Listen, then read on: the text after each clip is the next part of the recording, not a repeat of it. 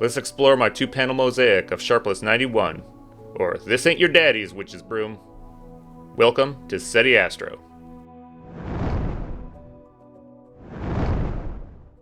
So for each pane, I took roughly 50 exposures in both hydrogen and oxygen. All exposures were 15-minute exposures, so I have over 50 hours tied up in the 2 full hydrogen and oxygen paneling. It is a large structure, so this is really only the southern portion of the supernova remnant. In H alpha, we have the main shock front, which is quite a bit different in oxygen here. In oxygen, we have this gorgeous big arm that kind of works its way off over there, and more structure in the southern part of it. Upon initially doing the first pane and just exploring around the image a little bit, when I saw the starless version, I noticed this little planetary nebula up in the upper left.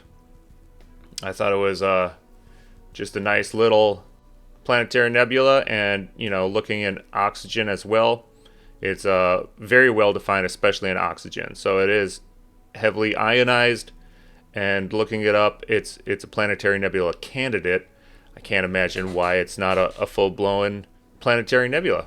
This is a very faint nebula overall, so combining the oxygen and hydrogen and removing the stars left it fairly noisy in the background, which I was anticipating. A lot of the structure is just fairly dim. There are a lot of these extra tendrils that are like hanging out in the middle, and a lot of the gorgeousness of the main shock front really is nicely amplified. It took a bit of work to clean up, especially there was a lot of leftover star artifacts. The star field is just hugely dense in this mosaic. I think when I was doing plate solving, it was over 300,000 detected stars, so there was a lot of little things to clean up. But I think it was well worth the effort. We could really see the main structure here now against the darker background. These wisps in the middle, and some darker red down here in the very bottom. There were a couple non-stellar features. There's some detail around a galaxy in the background here, as well as our little planetary nebula candidate here. For the stars, I absolutely used my narrowband RGB star script. Came out with a lot of star color and some really good highlights from the brights to the dims, especially around this very red star here, which we're going to discuss in a little bit as well. It's actually a planetary nebula, so this object here definitely needs its own discussion. What I thought was initially a carbon star is actually a planetary nebula. You could hear it called Campbell's hydrogen star sometimes. Now I did decide to rotate it 90 degrees clockwise. That actually puts north up in my image now, so it should align itself well with a lot of other images out there. And combining it with the stars really does leave just a gorgeous image here. We have everything from that deep red bat-like structure that was in the bottom part of the original hydrogen data, and then just going across the main shock front of all that beautiful interaction between the hydrogen and the oxygen. There's even bits of hydrogen intertwined with this main oxygen arm, and that very bright bow shock kind of drifting off away from the bright star right there.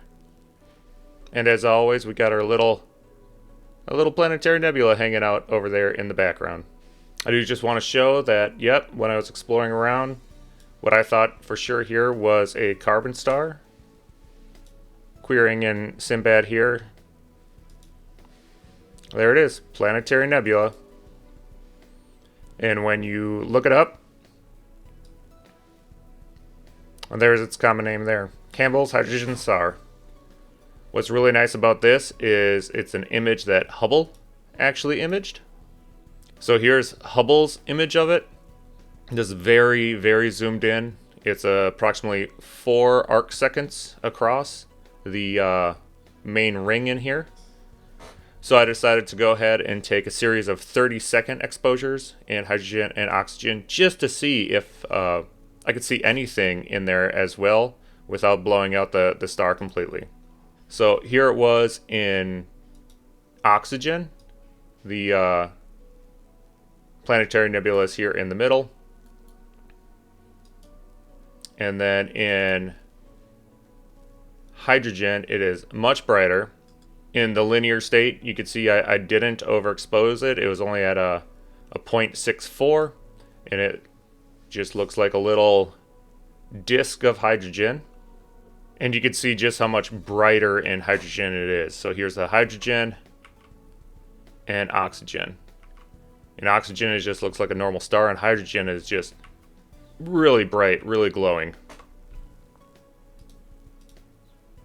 Combining them together and really zooming in such that we're about at that same 4 arcsecond across scale.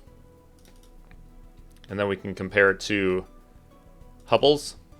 Yes, my setup is not Hubble, right? But you could see that it does have this asymmetry in the bulb down here, where we got that asymmetry in the bulb down here. It has this brighter area in the middle where this brighter white is as well. So I thought it was really cool to just kind of orientate the two and line them up. And yes, it's really not a star, even though it looked like a bright carbon star. It's a thing in the middle with this hydrogen envelope. And in the main image, it's just that beautiful red object right there in the middle. I've updated Astrobin with my other witch's broom 2-panel mosaic. I have the final image along with a very annotated image of it. My acquisition details. A nice little write-up on some of these structures. A little planetary nebula candidate. Campbell's hydrogen star, and then some various close-in crops. I've also updated my website, SETIastro.com, to include our new southern part of that supernova remnant 2-panel mosaic with some close-in crops. Mouse over zoomable image. If you do click it, it will pull up the full resolution image for you, along with the write-up and the annotated versions. I hope you liked exploring my 2-panel mosaic of the other witch's broom. Please comment, like, and subscribe.